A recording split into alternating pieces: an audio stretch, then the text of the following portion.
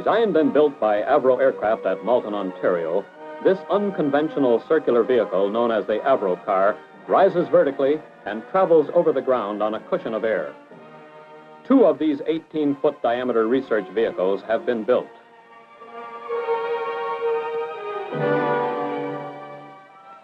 One is being used for flight tests at Avro, and the other for wind tunnel tests in the United States.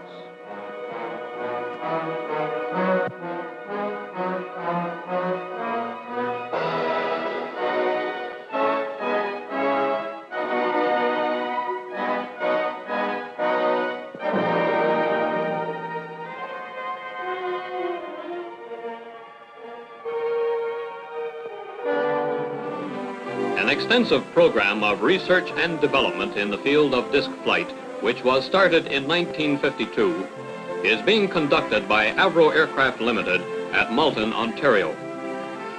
Early studies on behalf of the United States Air Force proved the feasibility of a circular planform vertical takeoff aircraft utilizing a system of peripheral jets for propulsion, stabilization, and control. The current phase of the program entails the design and construction of the Avrocar. When the basic design criteria for the vehicle were established, construction of a full-scale wooden mock-up was started. Radially disposed ribs with covering skin form the primary structure. Unlike the actual vehicle, which is manufactured in 3 segments, the mock-up was built in 2 halves. A covered superstructure of beams and partitions form compartments for the crew, power plant, equipment, and cargo. The vehicle is powered by 3 Continental J69 engines driving a turborotor located in a central air inlet.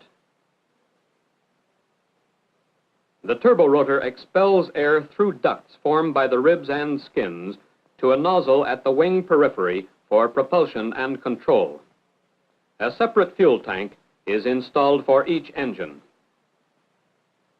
Exhaust gases from the engines, which act as gas generators, are directed through tusk-shaped ducts onto the turbine section in the turborotor. As detailed design information became available, the installation of systems and equipment progressed.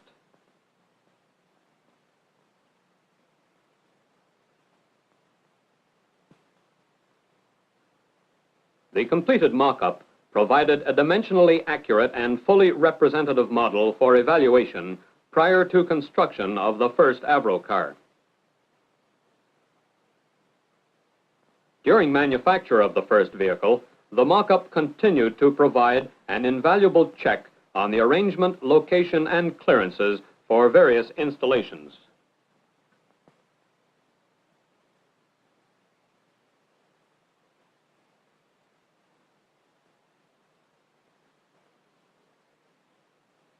A 1/20th scale model, designed and manufactured for use in the Avro ejector wind tunnel, provided preliminary data on the aerodynamic characteristics of the Avrocar, both in hovering and in forward flight.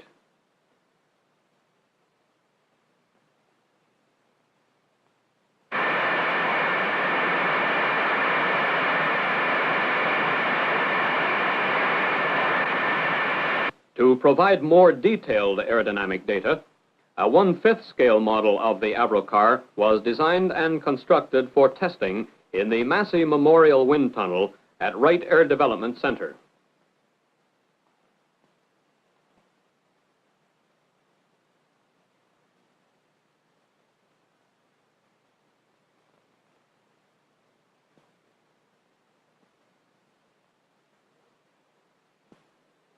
Before being dispatched to WADC for installation in the tunnel, the model and its supporting structure, together with integral force balance, were assembled.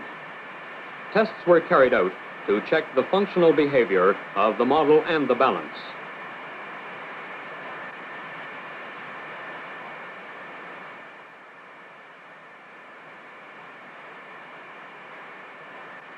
Wind tunnel tests, including flow visualization tests, were performed to determine aerodynamic characteristics and pressure distribution during takeoff, hovering, transition, and forward flight.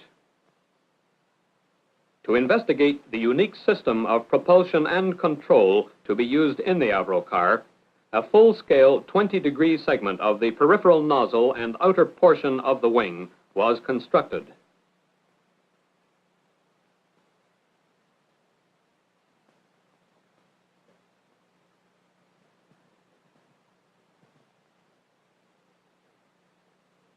Tests were performed at the Orenda Engines test establishment at Nobel. Here, airflows and pressures could be provided to the segment to match those supplied by the turborotor in the actual vehicle. Two spoiler rings in the throat of the peripheral nozzle deflect the jet flow for pitch and roll control.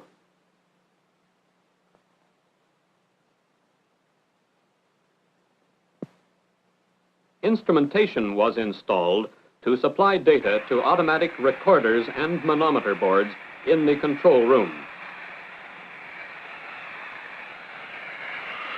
Vertical takeoff and hovering are achieved by downward deflection of the peripheral jet, which in the proximity of the ground produces appreciable thrust augmentation. Transition from hovering to forward flight is achieved by rearward deflection of the jet.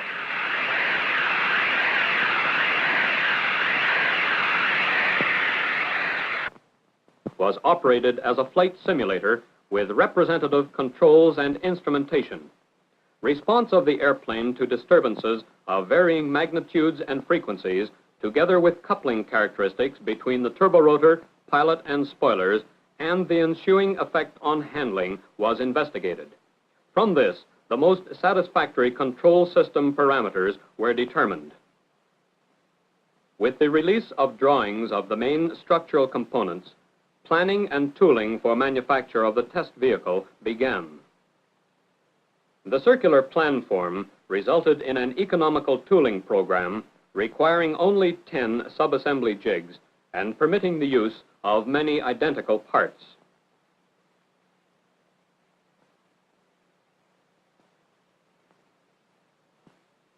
One final assembly jig is used for assembly of the main structural components.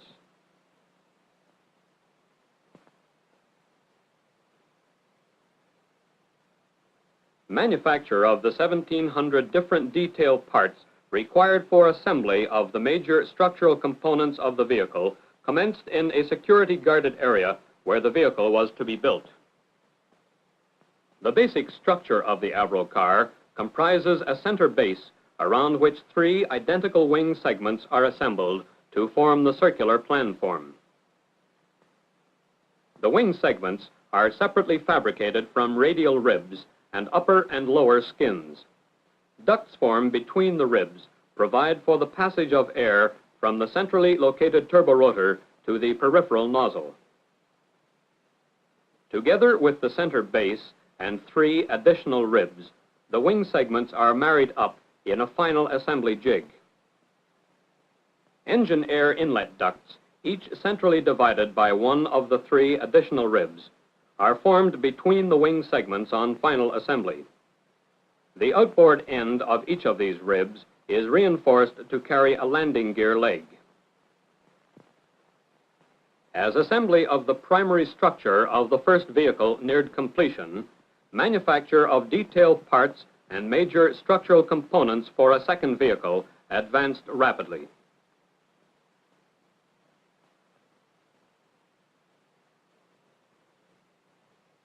After assembly of the primary structure and the installation of the tricycle landing gear, the vehicle is removed from the final assembly jig.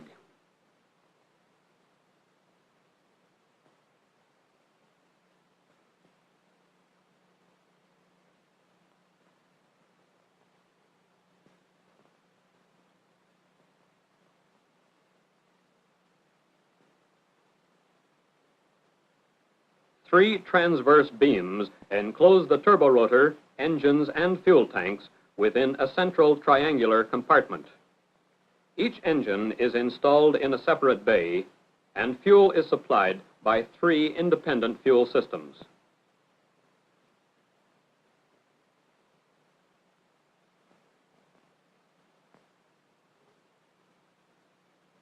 crew and cargo compartments are located outboard of the transverse beams.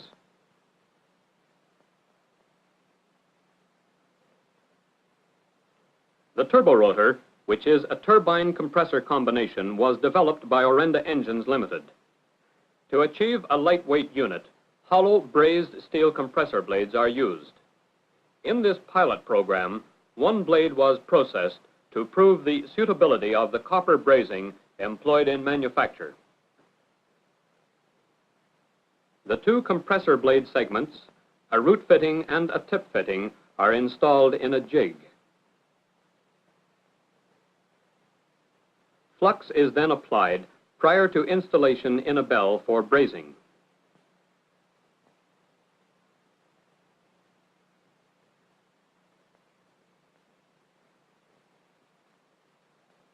The compound shaft on which the turborotor is mounted incorporates a bearing between the inner and outer components, which permits the turborotor to topple fractionally. This motion is transmitted to the spoiler rings in the peripheral nozzle. Radiating from the hub of the turborotor, the 31 compressor blades terminate in fittings to which 31 turbine segments are attached.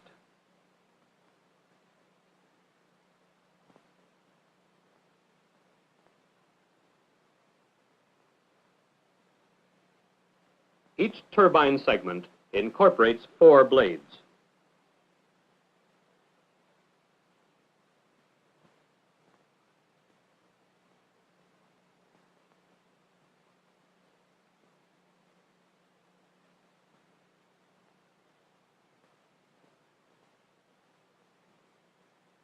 A simulated inner wing with integral anti-swirl vanes was manufactured for the purpose of testing the turborotor.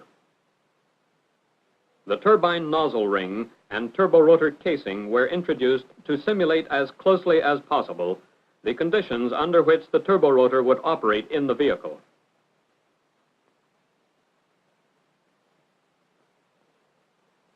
The completed turborotor was then installed.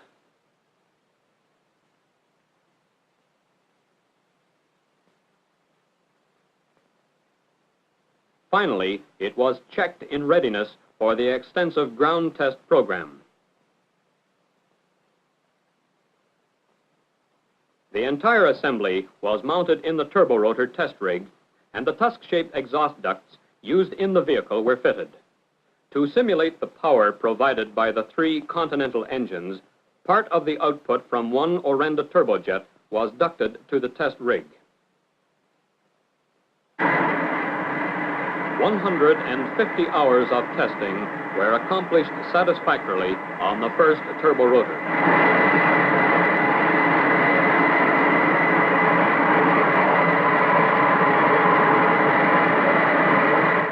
Subsequently, a second turborotor, which had been proof tested for 8½ hours, was installed in the vehicle.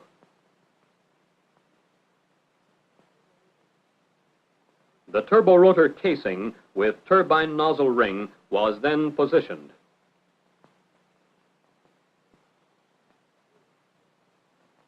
The third engine and its associated exhaust duct was installed.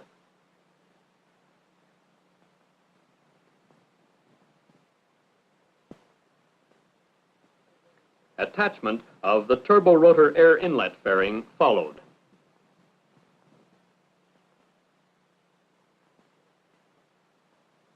During construction, numerous tests were carried out on the various airplane systems.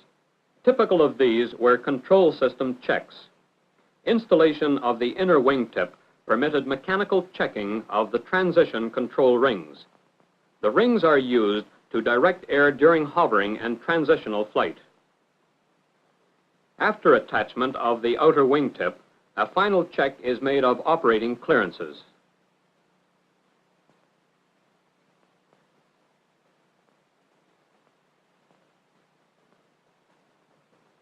Similar tests were conducted on the spoiler rings and yaw control vanes in the throat of the peripheral nozzle. Fitting of canopies and hatches brought manufacture of the first Avrocar to completion.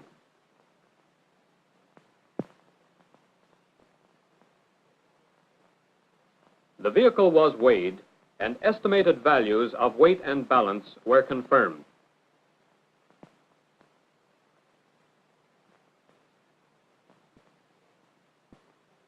After weighing, the Avrocar was moved from manufacturing into the test area. This marked the end of the first part of the contract, some 2 months ahead of schedule. Avro engineers were now almost ready to place the Avrocar in the hands of the test pilots. But first, ground tests of the complete vehicle were required to check the operation of all systems and controls. For this purpose, a test rig was used to support the vehicle at varying heights above the ground, with all engines operating at full throttle. Instrumentation installed for these tests provided vital information to technicians studying the behavior of the vehicle in the control room.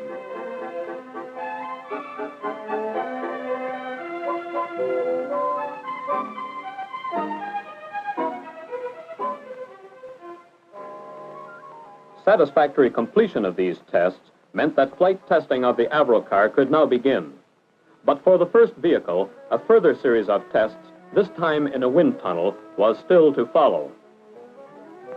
Packed in one large case, the vehicle was shipped from Malton to Ames Research Center in California, where a wind tunnel large enough to accommodate the 18-foot vehicle was available.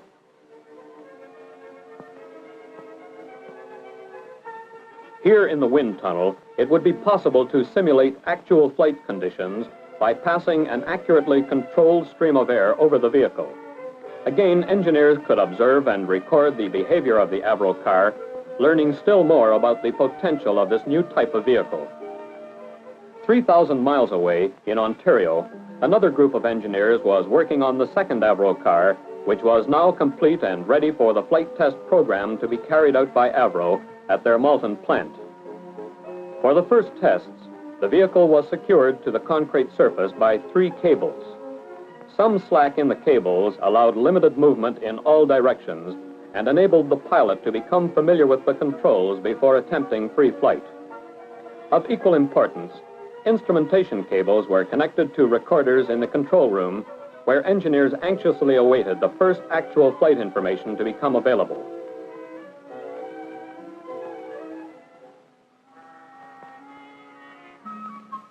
Early flights over a flat concrete surface provided the first real opportunity to demonstrate the ability of the Avrocar to take off vertically, hover, and maneuver in the ground cushion.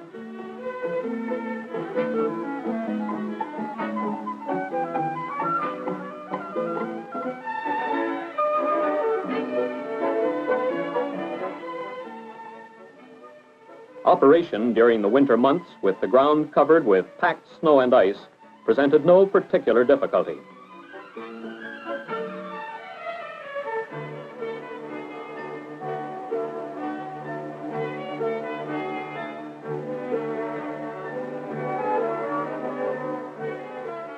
A measure of the stability of the Avrocar was evidenced by the fact that it could be flown hands-off for considerable distances.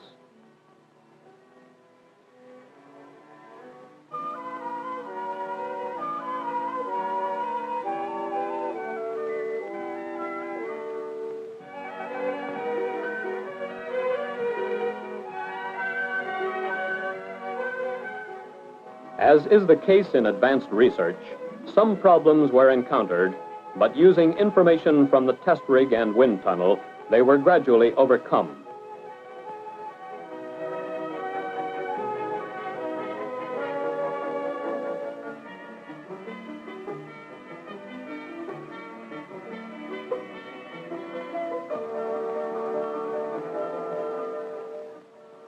The vehicle was now operating successfully over flat concrete surfaces at a height of 3 feet and at speeds up to 30 knots. However, the aim was to operate the Avrocar across unprepared terrain over which conventional vehicles could not travel. The next part of the program was therefore planned to include flights over rough ground with some soft patches. For these flights, the wheels were replaced by landing pads.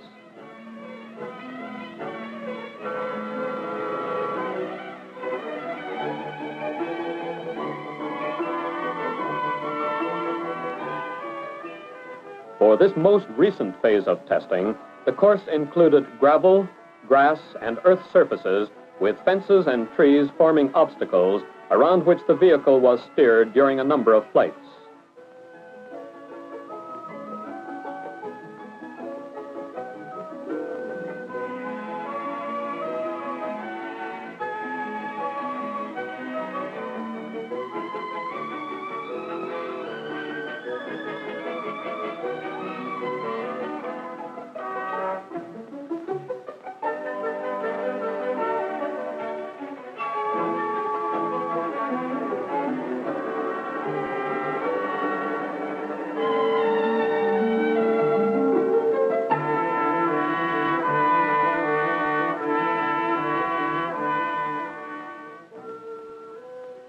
A 10% grade at the far end of the course provided an additional test of the vehicle's ability to travel over this type of terrain.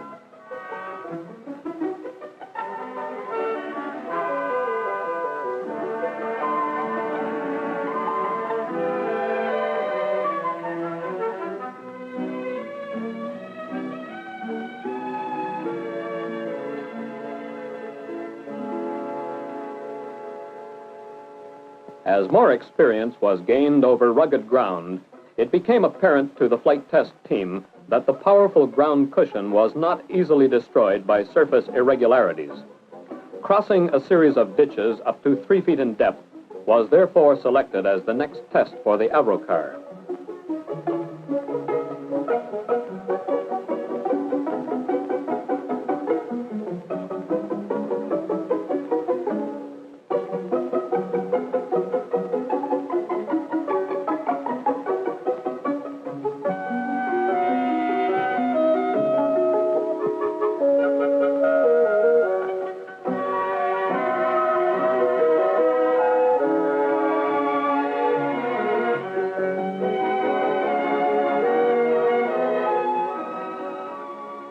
By this time, the Avro test pilot was becoming accustomed to handling the machine under varying conditions, and it was interesting to note the ease with which a pilot from the United States Air Force Flight Test Center was able to operate the Avrocar after only a short familiarization period.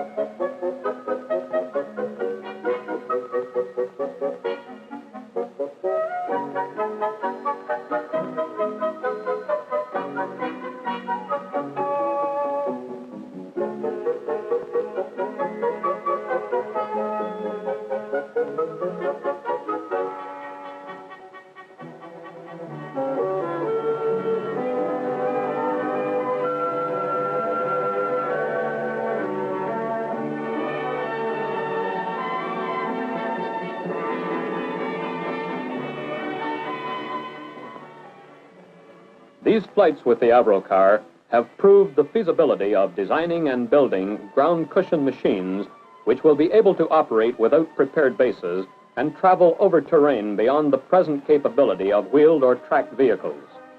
Avro engineers have accumulated a wealth of knowledge and technical information on this new and promising system of transportation, which may well prove to be an invaluable aid to scientific exploration and endeavor in many parts of the world.